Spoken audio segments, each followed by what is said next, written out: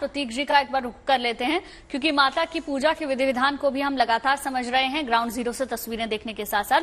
प्रतीक जी, हवन के बारे में आपने हमें बहुत अच्छे से समझाया कि कैसे कर सकते हैं, लेकिन ऐसे कई सारे लोग होंगे जो ऑफिस जाते हैं, रोजमर्रा की चीजों को करने में ज्यादा व्यस्त हो जाते हैं, तो क्या कोई ऐसी चीज है जो शाम के वक्त वो करते हैं या पूजा पाठ ऐसा करें जिससे कि उन्हें माता के इन दिनों का फल मिल सके, नवमी के दिन अगर वो पूजा करे तो? देखिए, काफी लोग दफ्तर में बैठे हैं गुंजन जी, बहुत अच्छा प्रश्न है। आप स्वयं दफ्तर में बैठी हैं तो निश्चित तौर पर कुछ टाइम बाद ही लंच काल होगा 1 से 2 के बीच। उस दौरान आप माँ के 9 जो भी 9 माता हैं उनके नाम लीजिए। उसी के साथ साथ सर्व मंगल मांगल्य शिवे सर्वार्थ के शरणे त्र्यंबके गौरी नारायणी नमस्तुते, इस मंत्र का जाप 12 बार, क्योंकि आप ऑफिस में बैठे हैं, दफ्तर में बैठे हैं, तो ये सिर्फ 12 बार कर लीजिए, और या 108 बार हो जाए तो बहुत बेहतर है।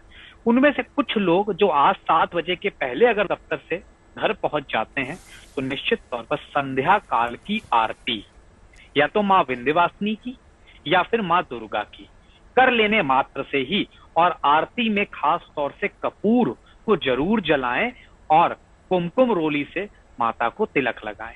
ये करके सिर्फ आरती कर लेना और उसी के साथ साथ जो मैंने अभी मंत्र बताया उसको वहां पे 12 बार या 108 बार पढ़ लेने से निश्चित तौर पर सर्व फल प्राप्ति होती है।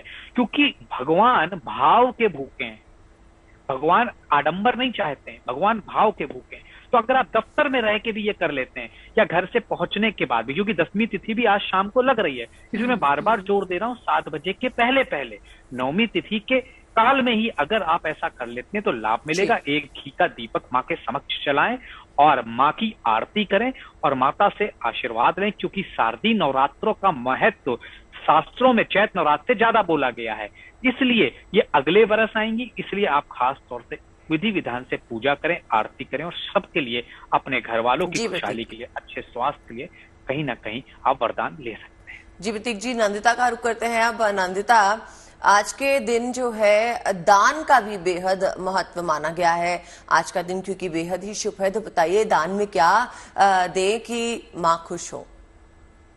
देखिए, सबसे बड़ी बहुत उत्तम प्रश्न है, क्योंकि हमारे जितने भी त्योहार होते हैं उसमें दान का बहुत ज्यादा महत्व होता है, और सबसे उत्तम दान होता है सप्तनाजा का दान। सप्तनाजा का दान यानी कि सारे ही रंग की दालें आप ले ले, चावल ले ले, आटा ले ले, 7 प्रकार के धान्य ले ले, तो वो सभी ग्रहों का सम्मिश्रण हो जाता है उसमें। और जब आप दान करते हैं तो अगर आपको किसी ग्रह से पीड़ा हो रही है तो उससे भी आपको माँ मुक्ति देती है। गरीबों को दान करना चाहिए, ऑर्फनेजेस में जाकर के दान करना चाहिए, जिनको उसकी जरूरत है उस प्रकार का दान करें। आज के दिन आप किसी भी ऐसी संस्था में भी दान कर सकते हैं जो कन्याओं का विवाह कराती हैं। तो जब आप विवाह से संबंधित जैसे श्रृंगार का सामान हो, ये सारी चीजें भी दान करें तो बहुत उत्तम होता है। और सबसे बड़ी चीज है, माँ सिद्धिदात्री सबसे ज्यादा प्रसन्न होती हैं तिल से। तो काले तिल हो या सफेद तिल हो, तिल का दान करना बहुत उत्तम होता है। काले और सफेद तिल मिला के दान करेंगे। आज केतु की भी शांति हो जाती है, केतु मोक्ष के भी कारक होते हैं, तो वो थोड़ा सा चींटियों को भी खिला दें तो भी बहुत उत्तम रहता है। तो आप अगर दान कर रहे हैं अपनी श्रद्धा अनुसार, अपनी, बिल्कुल आपने उपाय बताए कि ग्रहों की शांति के लिए भी क्या किया जा सकता है और क्या दान पुण्य कर सकते हैं।